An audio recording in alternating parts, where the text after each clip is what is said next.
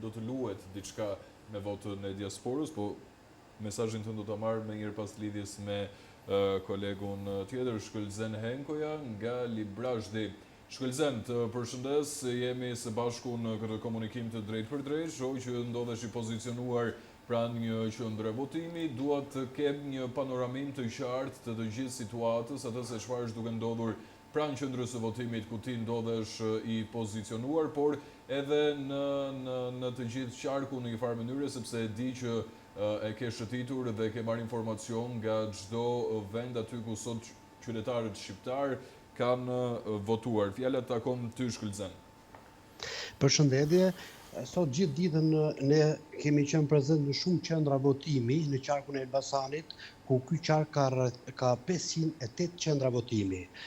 Thuajse procesi ka vijuar normalisht, veç disa incidenteve shumë të vogla dhe problematik që ka pas qenë edhe ne kemi pasqyruar her pas here, ka qenë pjesa e leximit elektronik të kartave të identitetit, pajisja biometrike siç quhet ndryshe.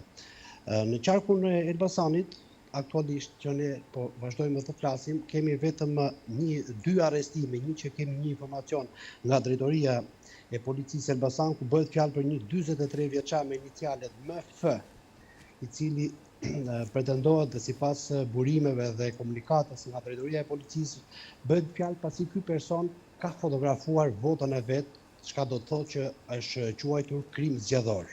Ndërsa për një pjesë tjetër për një person tjetër që bëhet fjalë, po ende nuk kemi komunikim zyrtar në qarkun e Elbasanit, bëhet fjalë edhe për një person tjetër i cili është në qytetin e Elbasanit, ku edhe ky po për të njëjtin problem është arrestuar për fotografimin e votës. Ndërsa për sa i përket qendrave të tjera, procesi ka vazhduar normalisht, pa asnjë lloj incidenti deri në këtë momente që ne flasim dhe sa informacion kemi marrë.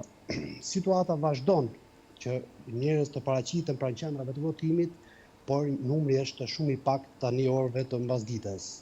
Presim nga momenti në moment që pjesëmarrësit akoma të shtohen, sepse në shumë qendra votimi pjesëmarrja është e pakët, ku mund të thuhet që shkon rreth 30-35% e pjesëmarrësve.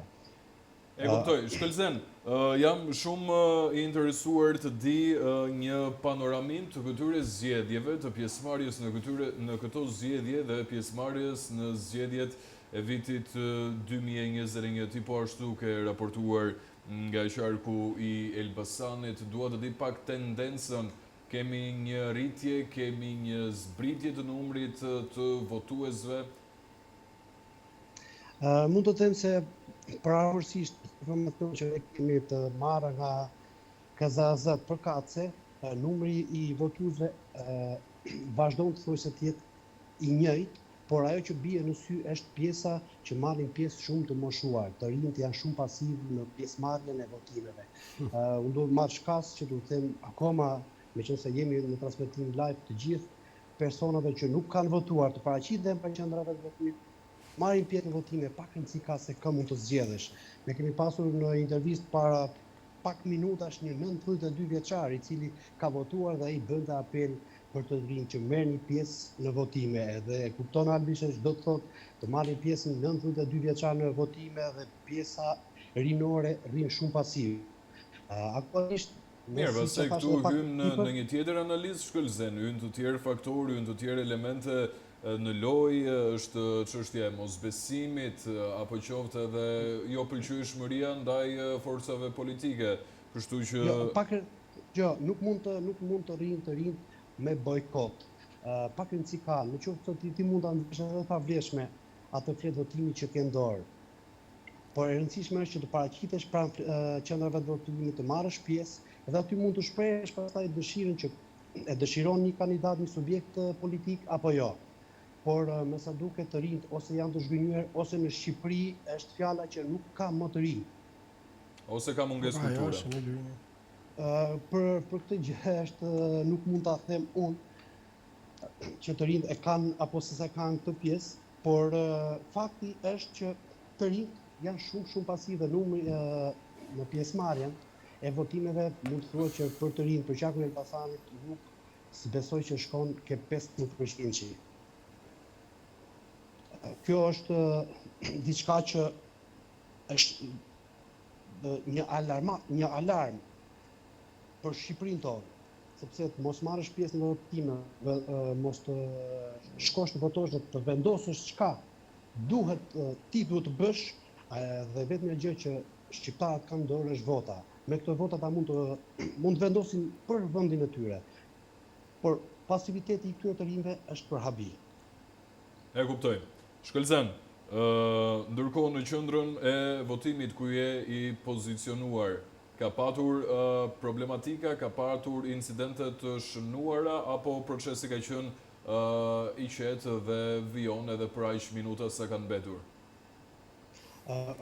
Aktualisht u lë në qendrën e votimit 2596 fraksion 1, ku nga raportimi që më ka bërë kryetari i qendrës së votimit, më ka thënë që procesi ka vazhduar normalisht, por ajo që vjet re është ajo që sapo ju thash, është mungesa e të rinjve në marrjen pjesë të votimeve, ndërsa pjesa e sistemit biometrik, ky ka qenë problem në shumë qendra votimi në qarkun e Elbasanit, dhe për më tepër më problematika qenë edhe për sa i përket zonave rurale, ku këto pajisje edhe nuk janë të furnizuara me internet.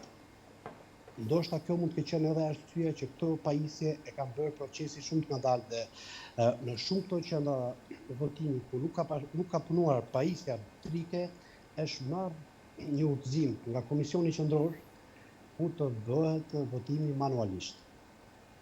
Shkelzen, të falenderoj shumë për informacionet dhe detajet, të falenderoj shumë për raportime, do të jemi në të tjera komunikime të drejtë për drejta së bashku sa i takon edhe procesit të përfundimit dhe fillimit të procesit të numërimit të votave për zgjedhjet parlamentare. Këtu ndahemi së bashku, Shkelzen.